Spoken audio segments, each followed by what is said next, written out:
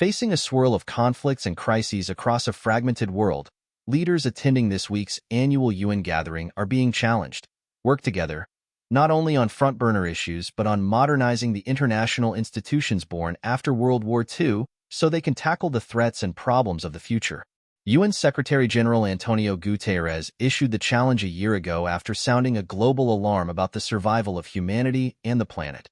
Come to a summit of the future and make a new commitment to multilateralism, the foundation of the United Nations and many other global bodies, and start fixing the aging global architecture to meet the rapidly changing world. The UN chief told reporters last week that the summit was born out of a cold, hard fact. International challenges are moving faster than our ability to solve them.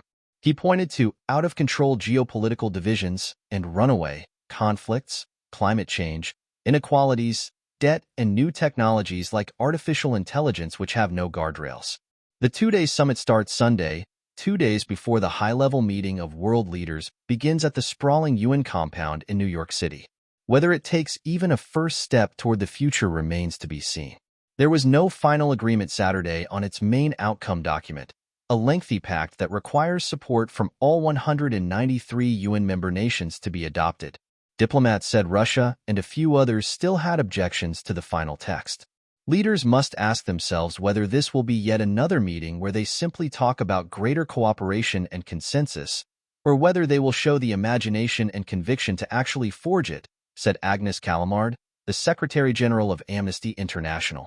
If they miss this opportunity, I shudder to think of the consequences.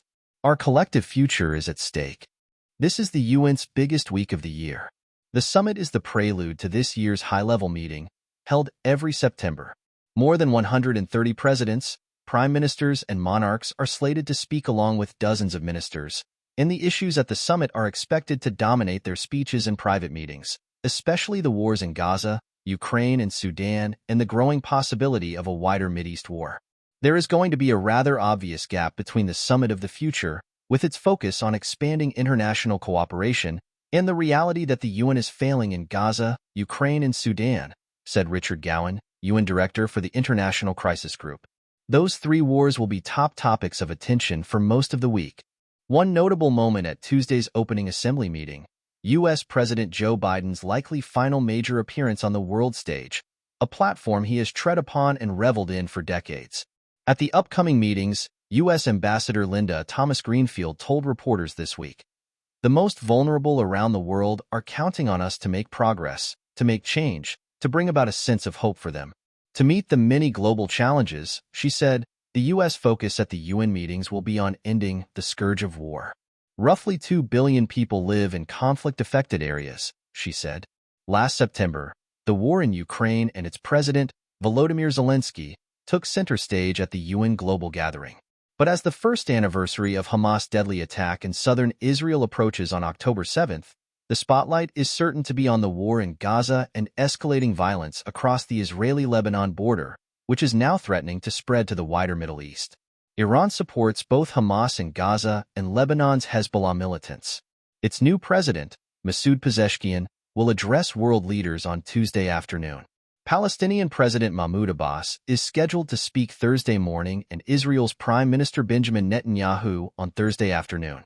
Zelensky will get the spotlight twice.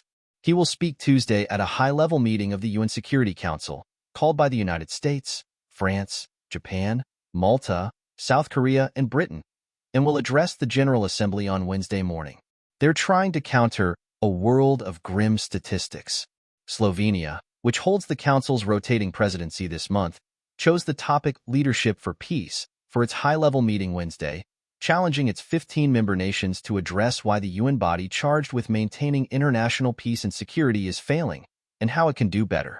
The event follows our observation that we live in a world of grim statistics, with the highest number of ongoing conflicts, with record-high casualties among civilians, among humanitarians, among medical workers, among journalists, Slovenian UN Ambassador Samuel Bogar told reporters.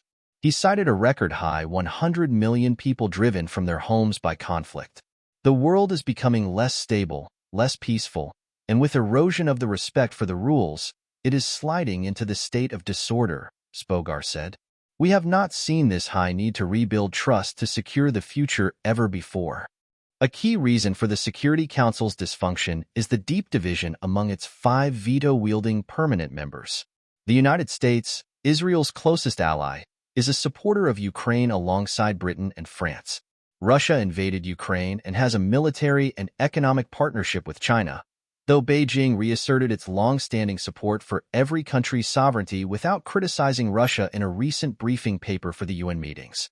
French President Emmanuel Macron and Britain's new Prime Minister, Keir Starmer, will be at the United Nations this week along with Biden. But Russian President Vladimir Putin and China's President Xi Jinping are sending their foreign ministers instead. Neither Putin nor Xi attended last year, either. Guterres, who will preside over the whole affair this week, warned that the world is seeing a multiplication of conflicts and the sense of impunity, a landscape where, he said, any country or any military entity, militias, whatever, feel that they can do whatever they want because nothing will happen to them.